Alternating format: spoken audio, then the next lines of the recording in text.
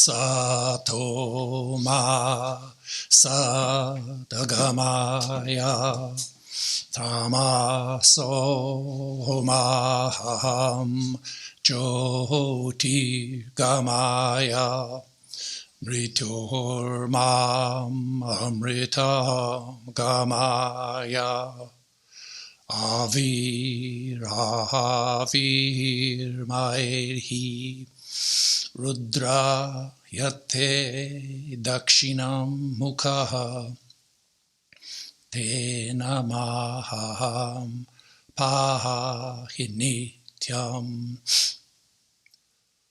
Om, lead us from the unreal to the real. Lead us from darkness unto light. Lead us from death to immortality. Reach us through and through ourselves, and evermore protect us from ignorance by thy sweet, compassionate face.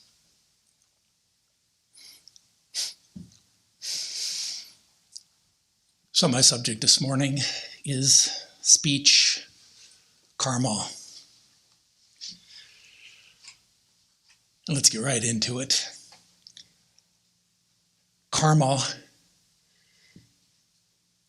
is self-conscious, volitional, free will, human action.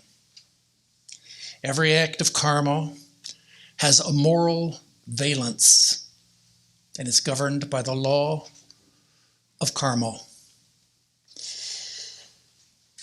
This is a universal, natural, moral law that corresponds with the physical laws, the law of causation, and Newton's third law of motion, of action and reaction. The doer of karma is just ourself. That is, the jivatma, the ego, the false self, which is under the veil of maya, that is spiritual ignorance. Every act of karma has two effects. One of them is direct and immediate. The other is indirect and delayed. The first effect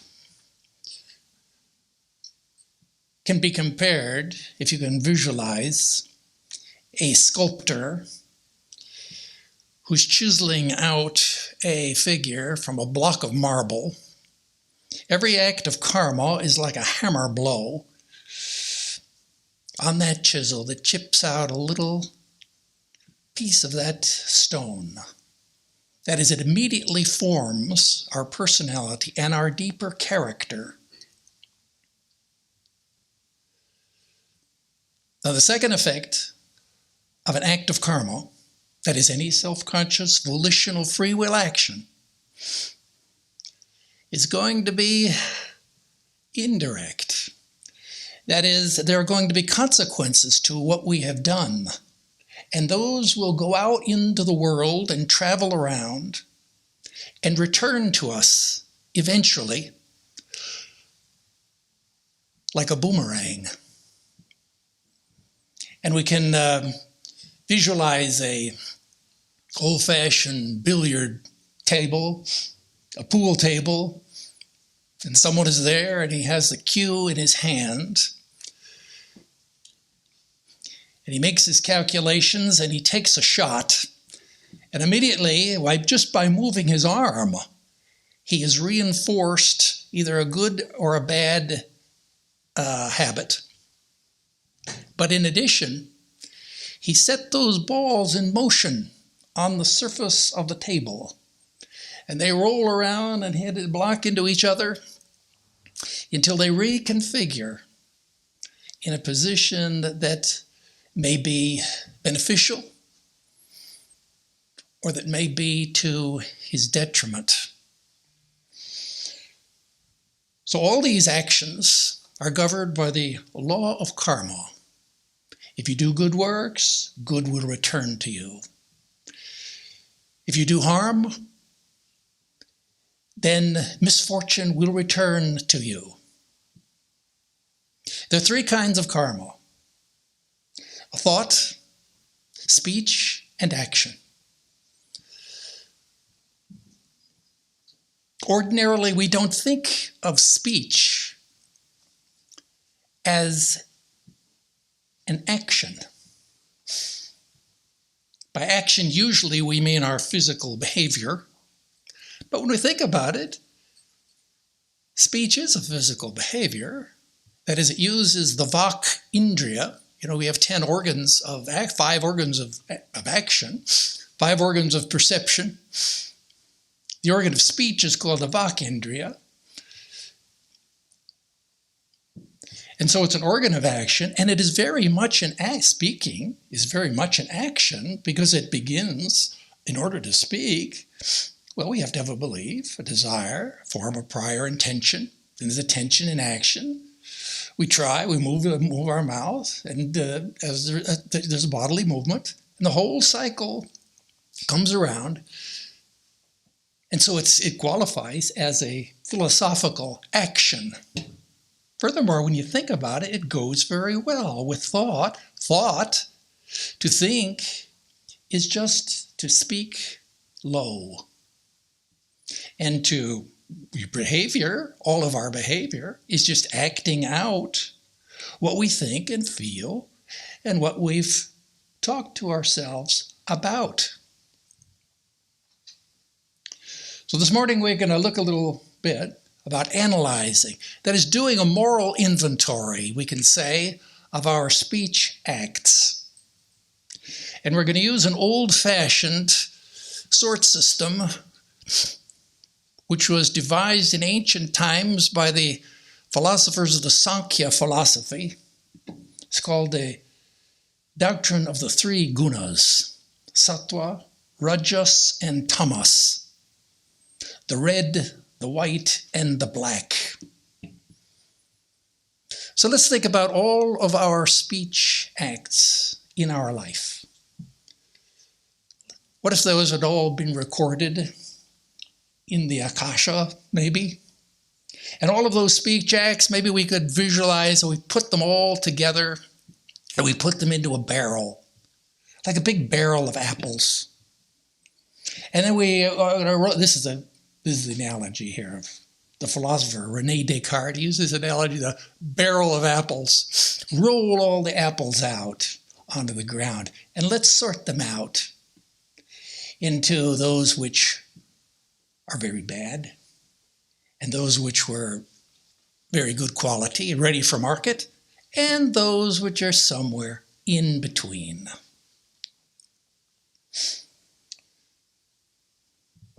Let's begin with the first. First word is tamas. Tamas in Sanskrit means darkness. It's associated with the element of the earth. Think of a clod of earth, a stone, heavy, characterized by inertia. And psychologically, it corresponds with a state of mind which is, we could say, dark, gross ignorance. And the speech acts associated with this state of mind are called tamasic actions. That is the adjective here is, so the noun is tamas. The adjective is tamasika in Sanskrit. In English, we can say tamasic. We use the ic ending because it's a good old-fashioned Indo-European suffix. So tamasic, that means, let's go down the list here. What are those actions like? What do they look like? Well, certainly, the first one on the list that we have to take note of would be untruthfulness. That is just telling lies. Because the truth condition is the first presupposition of all human thought and communication. That is, we can't think or we can't speak or communicate with anyone unless we observe that we mean, unless we assume that we mean what we say. So a Thomistic speech act would be like a lie. We can also include in that category, certainly, things which are considered, regarded as illegal, that is like perjury, like slander, like defamation of character. These are all Thomistic speech acts. We can add, though, to that list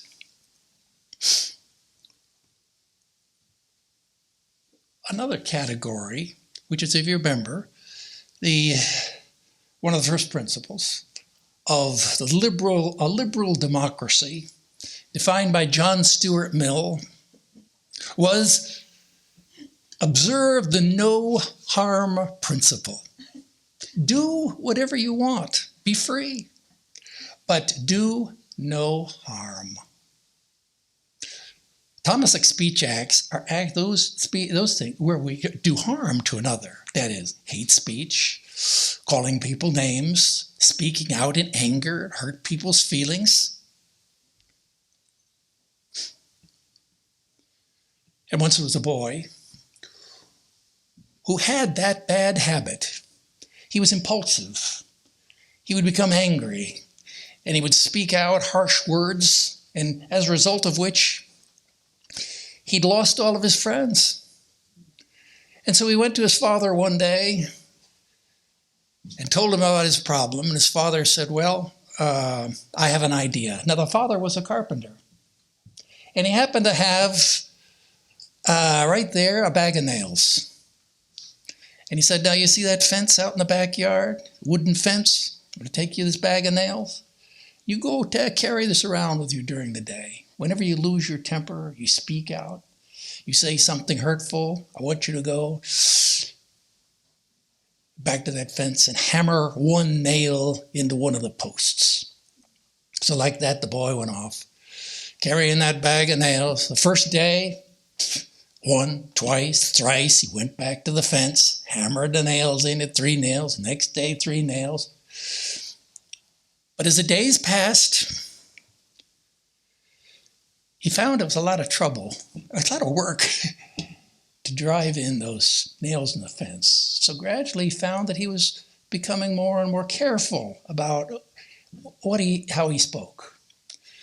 Pretty soon he was down to 2 and 1 nail, and that time passed. A few days passed, and he thought he was cured. So he went to his father. Father, I think, I've corrected this bad habit. Oh, the father said, very good. Now I want you go out and for every day to see if you can maintain it.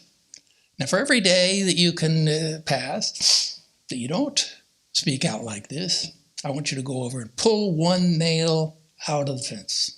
So like this, the boy went out. First day, pulled 1 nail. Second day, another nail. And like that time passed, he pulled all the nails out of the fence. Went back to his father. Father, I've pulled out, I think I'm cured. I said, oh yes, said the father. Well, good, let's go out and look at that fence. So they walked out in the backyard, and there they stood there, looking there at that, see all the big long wooden fence. You see all the holes in that fence. Those are all just kind of, all those nail holes. Well, that's just like your things, how you spoke. That even though you've pulled out the nails, the scars still remain. And so it is with all those people that were impacted by your impulsive speech. Harmful speech. Put that on our list of Thomistic behavior. We can add to it also common swearing, profanity, blasphemy, obscenity, vulgarity, like taking the Lord's name in vain. That's the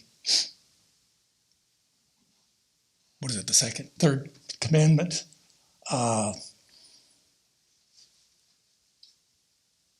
And taking something which is holy and which is treating it as if it is inconsequential. Blasphemy, that is speaking of things which are very sacred and are very important and treating them just as trivial and as unimportant. See, the idea is that everything has a telos. That is, it has a purpose. It has a function. And it should be treated in accord with its function. If you have a toolbox, you know very well that you don't misuse and abuse your tools. Similarly, it is with when we're speaking of others, certainly when we're speaking of divine beings, the gods, the goddesses, and God himself. By their very nature, they deserve our respect. And if we treat them with disrespect, then we are, that is an attack on the law of justice. That is the law of karma. And as a result of which, there's consequences to our actions. Common swearing, profanity, blasphemy, obscenity.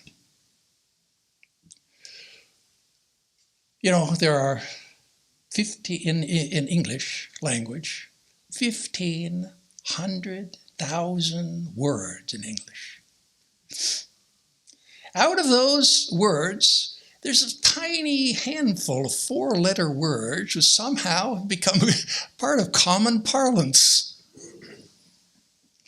And well, hearing those words, we naturally think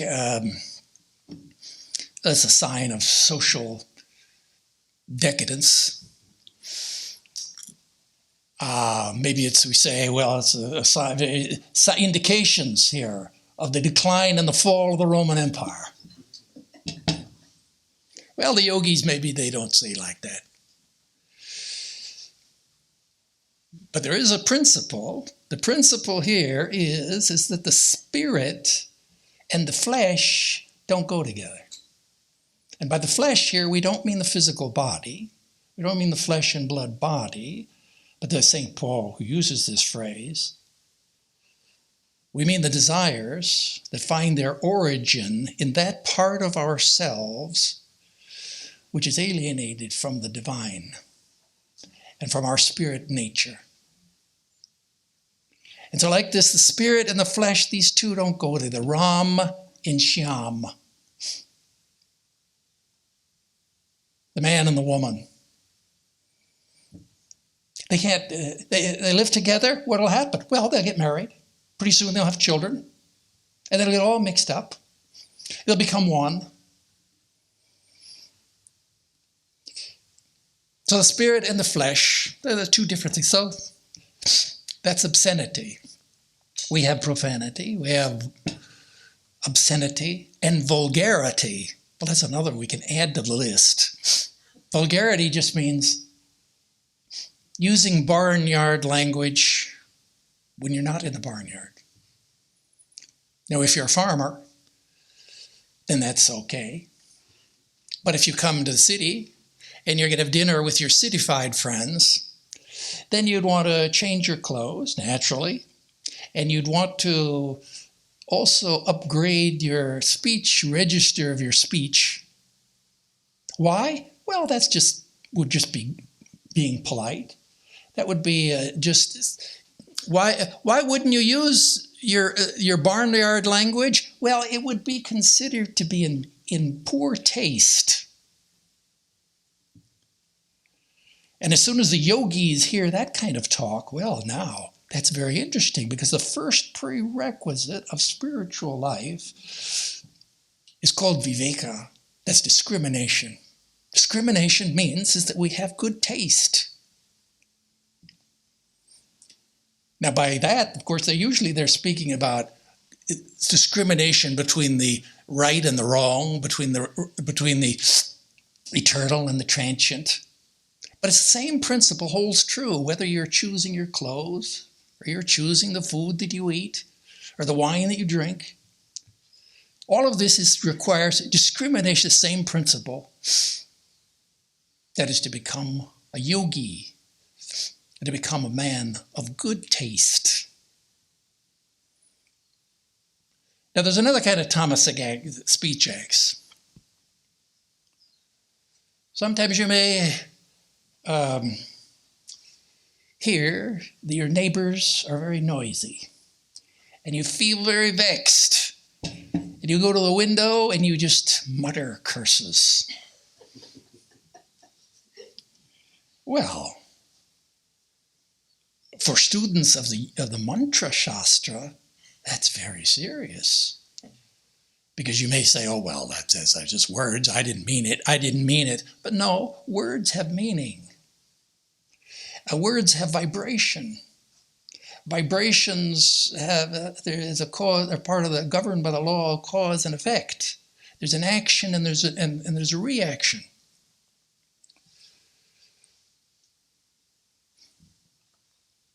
And so there's a character in the Mahabharata. His name was Durvasa. He was a great sage. Some say that he was one of the 7 sages. But he had one failing. He had a short temper. And so when he would come into a village, and he would be on his begging rounds. He'd come to a door and he'd beg for food. And when the householder would give him something, if it was not to his taste, he would curse them sometimes. And because he was such a great rishi, it wasn't just that poor householder, it was back for 7 generations. Well, it wasn't long before the devotees in every village, when they heard that Durvasa was coming into town, they locked their doors, they boarded up their windows, they turned off all the lights, nobody home. And the poor sage, he wandered through the streets, couldn't get a bite of food. It's only in the very end that we read that Sri Krishna came and had compassion upon him. So like this, there's stories about Durvasa and the consequences of his curses.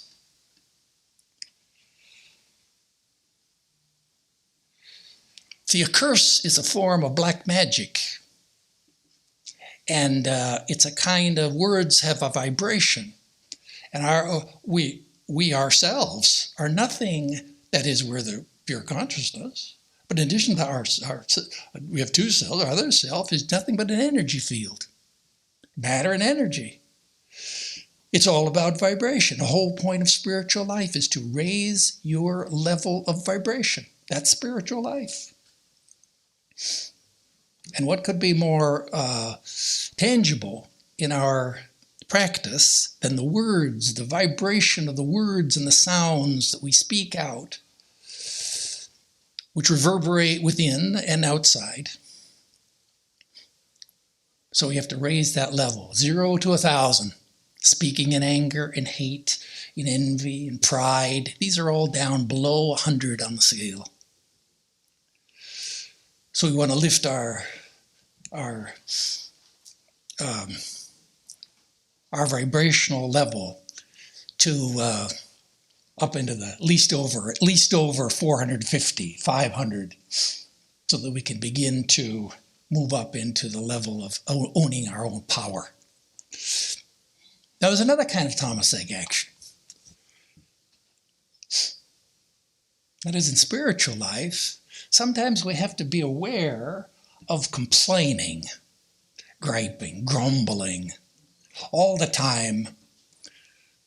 You know, it's a prerequisite for spiritual life. Before we begin the study of Vedanta, these are all prerequisites. In ancient times, it's called titiksha, it's called forbearance. Forbearance just means that the little things happen in our lives which are annoying, which are vexing to us.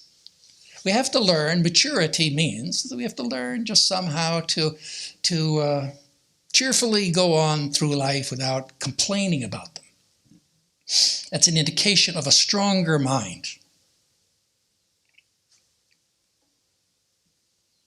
There was once a boy who went to he wanted to be a monk.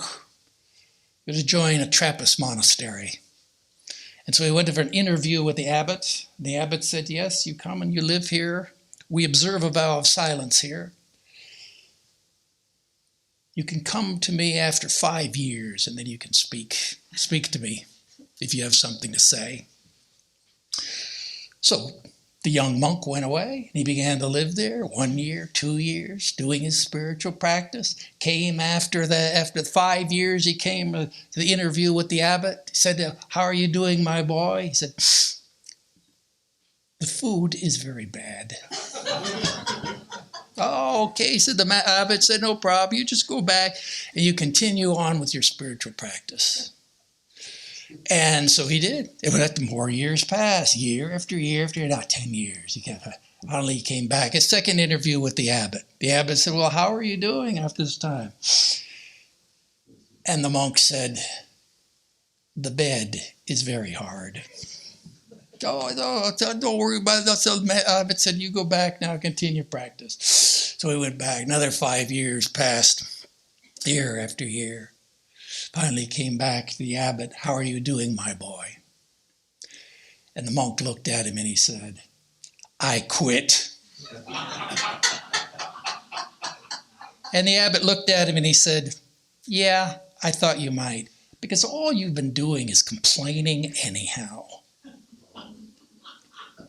That was his perspective anyhow. The point being here is that that's Tamasic speech. Tamasic speech is like junk food. Heavy, fried, high calorie, sugary, fatty food does mean things to our body. Similarly, it is with this dark Tamasic speech.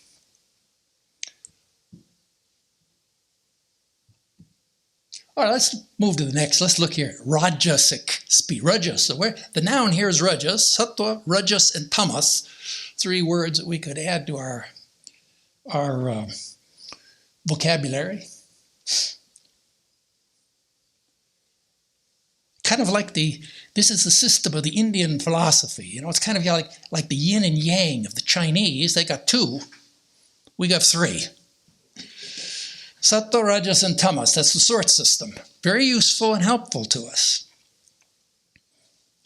Now, Rajas is a word which just means in our paradigm here, we can think of heavy earths. We can think here of matter. We think of matter and energy. Rajas here means energy. And it's associated with the elements of fire, of rushing water, and of wind. And sometimes this word rajas, and the adjective here is rajasic.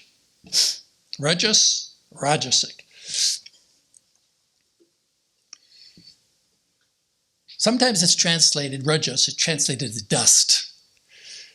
And you can visualize how sometimes a wind comes up and it blows up a storm of dust. You have swirling dust everywhere. It's just a chaos. You're all confused. You can't even see where you're going. And that may remind us of our own mind. That is our own monkey mind.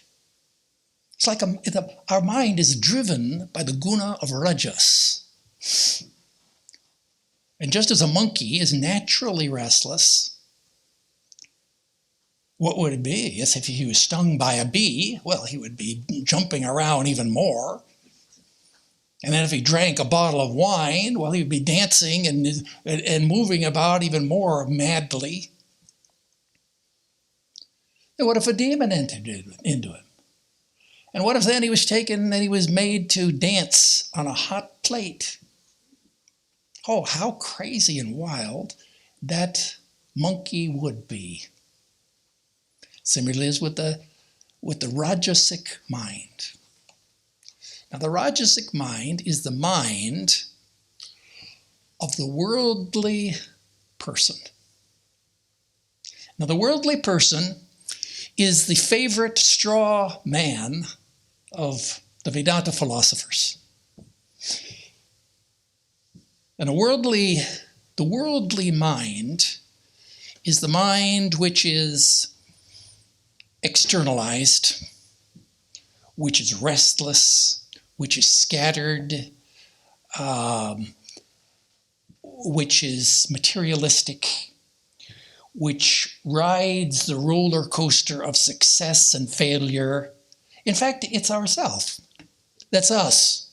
Before the awakening of spiritual consciousness. So the worldly man is just ourselves before our awakening within us of some little bit of higher wisdom. And if we were to look at the speech of such a person, that's Rajasic speech, because out of the fullness of the heart, the mouth speaks. So whatever you're thinking about and whatever you're invested in, whoever that is, whoever you are, you're going to talk about. And the worldly person talks about worldly things. That means the content of his speech is wholly secular. And very rarely will he talk or have any interest in soul, God, and religion. But if he does start talking about some such things, we will regard it as empty talk. Now, Sri Ramakrishna tells about the boy who lived in a village. His name was Pogo. He was a mischievous and a lazy boy. And while all the other villagers were out there working in the fields, he would just be fooling around. And one day he wandered off. He wandered up into the hills. And there he came upon an old dilapidated Shiva temple. And it had long been abandoned. The image had been removed. And he went in there and it was all covered with dust and everything. And the roots of the banyan tree were growing up through the floor. He was curious, wandered around. He wandered outside and there he saw the temple bell, like a big gong, a big metal disc hanging there. And he took a stick and he began to sound that bell. Well, the villagers working down in the fields, they heard the bell ring. It's a temple bell. Wow, they thought, well, maybe a holy man has come and installed an image of Shiva in the temple. He's doing puja. Wow, okay. They put down their tools. They went, they got cleaned up. All together, they wended their way up the hill. Yeah, when they got there, what did they see? It looks the same as it was before. They went in, they saw, and then they realized it was Pogo who'd been sounding that bell and how he was chastised. Because, oh, Pogo, you're ringing this, making so much noise, and yet it's all an empty sound. There's no image of God installed here in the temple. It's like Rajasic speech. It's empty talk. And it's talk that just kind of goes on and on. It's like a flowing or rushing river. Like a stream of consciousness, of words. Just rushing past, kind of all in a chaos.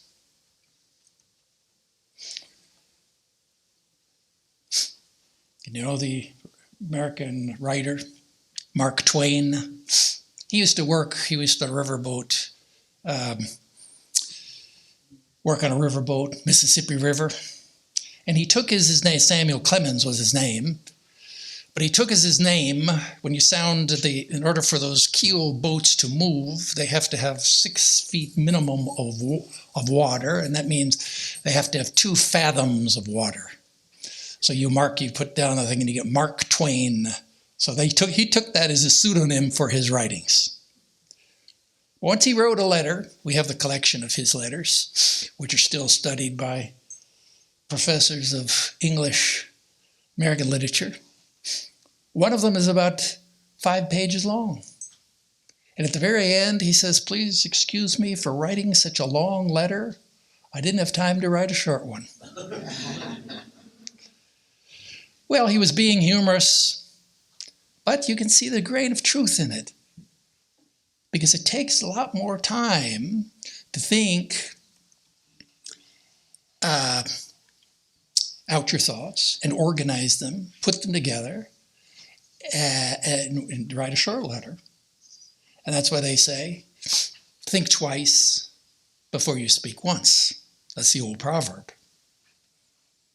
And it reminds me of the event there in back in the days of Swami Vivekananda, turn of the century. They used to have traveling orators, and that was the entertainment. Didn't have any television or radio or anything, and so people would come would come to town. Traveling theater groups and orators would come and they would speak. And they'd speak for 2 or 3 hours. Otherwise, the people would feel as if they didn't get their money's worth because they'd have to buy tickets. Well, on one occasion in Pennsylvania in 1863, Edward Everett, who was the dean of Harvard University, he was a featured speaker on the platform, and he got up there and he held forth for more than 2 hours in the hot sun. He went on, and when he finished, he sat down. And then the second speaker got up. He was the invited guest, and he gave his speech, lasted for 2 minutes. That's the Gettysburg Address. That's Abraham Lincoln. And, we still remember all the words of that today, where the other is long forgotten. So when it's true as spiritual aspirants, as we sometimes, in retrospect, at the end of the day, we think back over our day, and we think about, incidents there where maybe we just began talking, went on, and got caught up, didn't say anything, wasted a lot of time. Maybe we began arguing about politics, and the argument just it went nowhere. And as a result of which we kind of think, it could have, in the interest of time management, I maybe could have spent my time a little more wisely. Maybe I could edit some of that kind of rajasic speech out of my repertoire. That would be helpful to me. Let's look at sattvic speech. The word here is sattva. We have tamas, we have rajas, and sattva. That's our organizing system. Now, sattva comes from a Sanskrit root there, which is very important. It's called SAT. Sat is how you pronounce it. It means 3 things. It means reality, and it means truth, and it means goodness. So it's all those high things, everything associated with reality, what we call reality and these higher ideals, are called sattva. A sattvic person, we could say, is a spiritual person. A person who has all the moral and spiritual virtues that align with the element of rarefied ether, the 5 elements. Sattva is the ethereal element associated with divine things. Now, Sri Ramakrishna says that God attracts the mind like a magnet attracts a lump of iron. Now, we may say, I don't feel attracted to God in that way. Well, that's because if the iron is embedded in mud and the mud is all caked and hardened around it, it can't move. So what you have to do first is get that iron up out of the mud, wash it off, and then it will naturally be drawn to the magnet. Now this is the mind of the sattvic person. That is, you know how when you talk to somebody, you talk to them for 2-3 minutes, you're going to find immediately there's going to default on the default sort system. They're going to revert to the thing that they're most interested in. And in the case of the sattvic person, that's the way it works. What are they interested in? Soul, God, and religion. That's their kind of the content of their speech. And a sattvic person can speak politely about anything in a detached way, but his real interest is in spiritual matters. So a spiritual person, that's the content. Let's look at the qualities of the sattvic speech act. They're defined for us in some detail in the 17th chapter of the Bhagavad Gita, 15th verse, where it talks about the austerity of speech. Now, austerity is different from asceticism. You know, if you want to, you can say, let's say that you are used to rajasic speech. What would be the opposite? If you talk too much, obviously the opposite would be in religious circles would just be stop talking. Why don't you just practice mauna? The Sanskrit word for means a vow of silence. Now, back in the old days, there was a guy who came here in the 1930s, the end of the 1930s, one of the earliest saints and avatars and saints and yogis from India. He came here. His name was Meher Baba. Probably you never heard of him. But he had hundreds of thousands of followers in India. He came here, he was friends with all the Hollywood celebrities. But he used to practice silence. 43 years he practiced silence. Traveled with an interpreter who would kind of speak for him in a way. He would write on a slate board. Much like Mahatma Gandhi, every Monday he would observe a vow of silence, wouldn't say anything. And that's called asceticism. And in this tradition, this Vedantic tradition, and this lineage, it doesn't recommend this asceticism. In the first place, it's very difficult to practice. Once there were 4 Zen Buddhist monks who together took a vow of silence. They can say, we're going to be complete silence for a month. We're not going to speak a single word. And to begin their vow, they sat down and they meditated together. And they meditated, and just in a few moments, one of the monks opened his eyes, and he noticed that the lamp in the meditation hall, and he said, the oil is running low. And the second monk opened his eyes. He said, you just talked. And the third one says, hey, you two just said something. We're not supposed to talk. And the fourth one looked at him. He says, I'm the only one who hasn't said anything. So like that was the end of that vow. So that's why these vows of extreme asceticism, Vedanta, the tradition is not extreme asceticism, but perfect moderation. More difficult practice, and much more effective. It's perfect moderation in our speech. So we're looking at, I got off on that. Let's look here at sattvic speech. Let's look at characteristics of sattvic speech. 3 characteristics are given in the Gita, and that is truthfulness, truth, pleasant, true, pleasant, and beneficial. These are the three. You can read about all in detail. Commentators have written volumes. First one we know, truth. That's where we started. Truth is a very important subject in Vedanta. It's truth with a capital T. There is one ultimate, universal truth. And the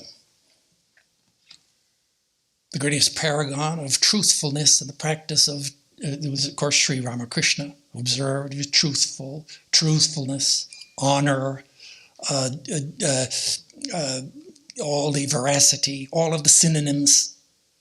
Read in the life of Sri Ramakrishna, there is the greatest examples.